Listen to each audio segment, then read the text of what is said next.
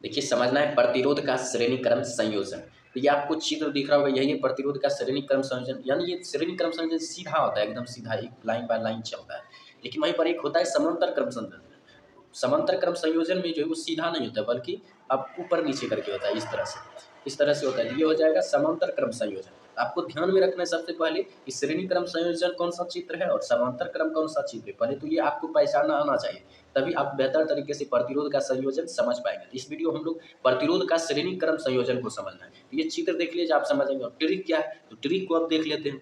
तो ट्रिक ये है कि पहला ट्रिक याद रखना है कि प्रतिरोध के श्रेणी क्रम संयोजन में धारा नहीं बदलती है। यानी प्रत्येक प्रतिरोध के लिए धारा समान रहती है। यानी R1 के लिए भी धारा I ही होगा, R2 के लिए भी I होगा और R3 के लिए भी I होगी। यानी धारा बराबर होती है। श्रेणी क्रम संयोजन में प्रत्येक प्रतिरोध के लिए धारा का मान बराबर होता है, लेकिन विभवांतर बढ़ जाता है। विभवांतर बढ़ जाता है और कुल विभवांतर जो सारे विभवांतर का योग होता है। यानी कुल विभवांतर अगर इस संयोजन का मूल्य V है तो V इक्वल टू हो जाएगा V1 plus V2 plus V3। तो ये दो ट्रिक है। ये दो ट्रिक अगर आपको याद रह जाते हैं तो श्रेणी क्रम संयोजन का व्यंजक आप आसानी से निकाल सकते हैं। और दूसरा चीज याद रखना है कि V बराबर I R, यानी ये ओम का नियम है। तो ओम का नियम आपको याद होना ही चाहिए, तभी जाकर आपका श्रेणी क्रम संयोजन पूरा होगा। तो V बराबर I R। अब देखिए, इसमें करना क्या है, कुछ नहीं, बस ओम के नियम के अनुसार आगे बढ़ना है।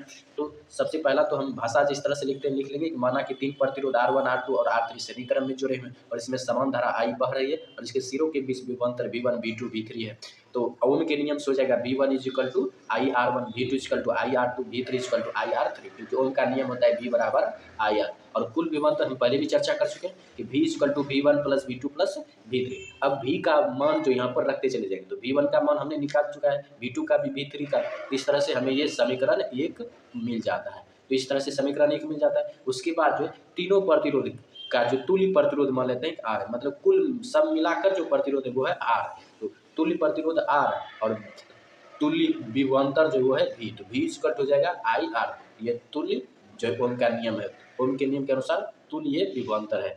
तो V इक्वल टू IR, ये हो जाएगा समीकरण 2। समीकरण 1 में जो हम समीकरण 2 को रख देंगे, तो V का मान जो हमने समीकरण 2 से निकाला V इक्वल टू IR, तो IR हम रख देंगे V की जगह पर। तो इस तरह से IR इक्वल हो जाएगा IR1 IR2 प्लस IR3। तो I कॉमन आ रहा है, तो अब कॉमन ले लेंगे और I जो है I कैंसिल हो जाएगा। तो हमारे पास बचेगा R equal to R1 plus R2 plus R3। और यही जो प्रतिरोध का श्रेणी क्रम संयोजन का व्यंजक है और आप आसानी से विश्लेषण कर सकते हैं। इसमें कोई ज़्यादा माथापच्ची नहीं है। तो जल्दी से चैनल को सब्सक्राइब कर दीजिए और दोस्तों में शेयर जरूर कर दीजिए।